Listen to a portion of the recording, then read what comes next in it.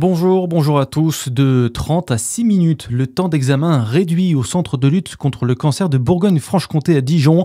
Il dévoile son nouveau scanner, un TEP-scan qui permet de réaliser une imagerie du corps entier rapidement avec une très bonne qualité d'image pour détecter plutôt les petites lésions cancéreuses. Coût de la machine 10 millions d'euros. Il en existe 3 en France. Une Dijonnaise en trottinette percutée par un bus, ça s'est passé hier en fin de journée avenue Champollion à Dijon. Âgée de 46 ans, elle a été blessée à la tête et transportée au CHU. On ne connaît pas encore les raisons de l'accident. Justement, la police a renforcé les contrôles des trottinettes cette semaine dans le Jura. C'était le cas jeudi matin à Lons-le-Saunier, opération de la police nationale et municipale pour rappeler les bonnes pratiques et dresser des verbalisations en cas de non-respect des règles. Déplacement de la ministre de l'Agriculture, Annie Genevard, attendue en Côte d'Or ce matin pour parler innovation agronomique et développement d'alternatives aux produits phytosanitaires pour protéger les cultures. Premier arrêt à la ferme de l'Abergement, à Maulois. Elle doit aussi se rendre au centre expérimental de l'INRAE de Bretenière. La ministre échangera avec les chercheurs. Au Creusot, cette fois la place Schneider est ouverte. Les travaux sont terminés après 1 an de chantier colossal. Le marché pourra se tenir aussi dès demain sur la place. Dans l'actualité aussi, les heures supplémentaires coûteront moins cher pour les entreprises de plus de 250 salariés.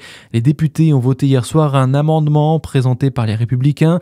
Il prévoit ainsi une réduction forfaitaire de cotisation patronale sur les heures supplémentaires.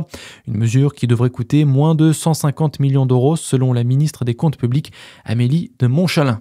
Un sombre constat pour le lancement de la COP30 au Brésil. Près d'une trentaine de chefs d'État se sont réunis hier à Belém, au plein cœur de l'Amazonie, pour le sommet sur le climat organisé en amont de la grande conférence de l'ONU. Et le secrétaire général des Nations Unies, Antonio Guterres, a acté l'échec de la communauté internationale à limiter le réchauffement à 1,5 degré.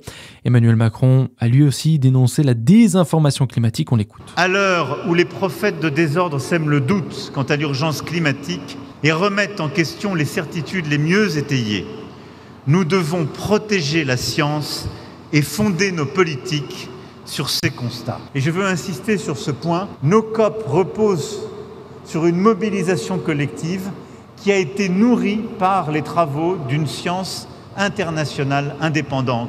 La désinformation climatique fait aujourd'hui peser une menace sur nos démocraties, sur l'agenda de Paris et donc sur notre sécurité collective. À noter que le Brésil a également lancé un nouveau fonds pour la protection des forêts. Et puis en sport, les rendez-vous de la soirée en foot, les Dijonnaises affrontent l'OM féminin lors de la 7e journée de Première Ligue à 21h.